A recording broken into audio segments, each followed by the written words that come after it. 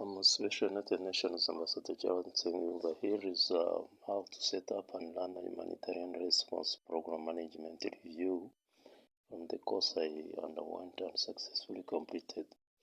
The other objectives of providing with an overview of how to set up and run a humanitarian response operations management. It's about how best to plan, set up and run your humanitarian response operation to ensure that it is appropriate, effective, efficient, and has the desired impact for those affected. Every context is different, as whereas the resources people have to respond to it. So these will be the differences in the way that every response operation is set up and managed. However, there are similar actions and issues for every humanitarian intervention.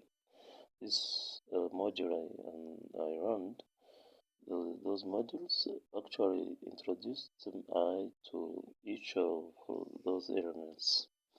They had the objectives of identifying the different phases of a response, describing the different operational components required to run an effective response, define the requirements for each component and how it supports or depends on other components, and identify key external stakeholders to engage with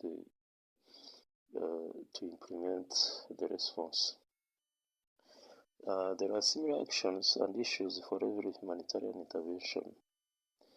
The course introduced I to each of these elements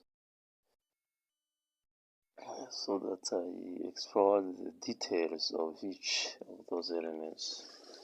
Natural disasters and complex emergencies. What defines different types of emergencies? There are different types of emergency situations that people around the globe experience.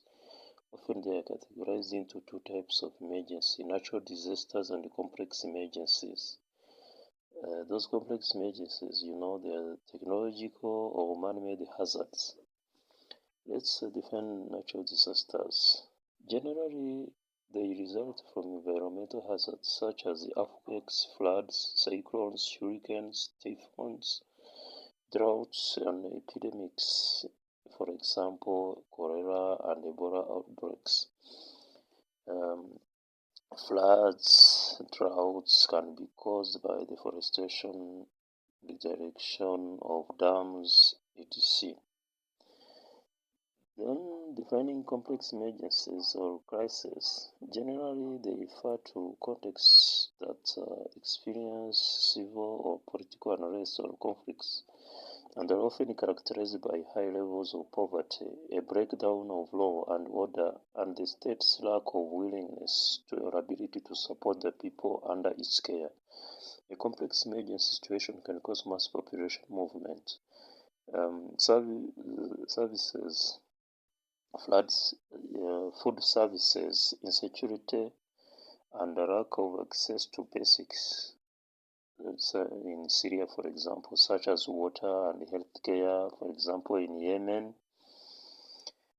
Urban areas across the developing world are increasingly regarded as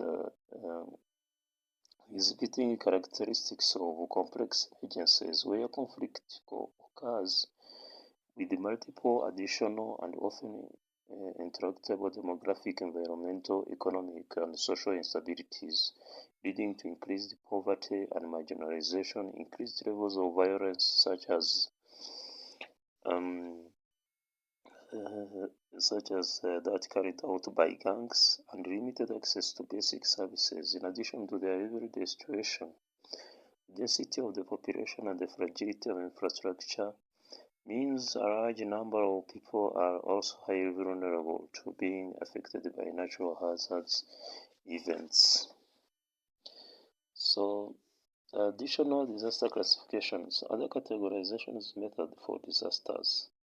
You can say rapid or slow. Disasters are often also categorized as rapid or slow onset, such as an earthquake or flood. Rapid or drought, slow. Then next we'll see the steps.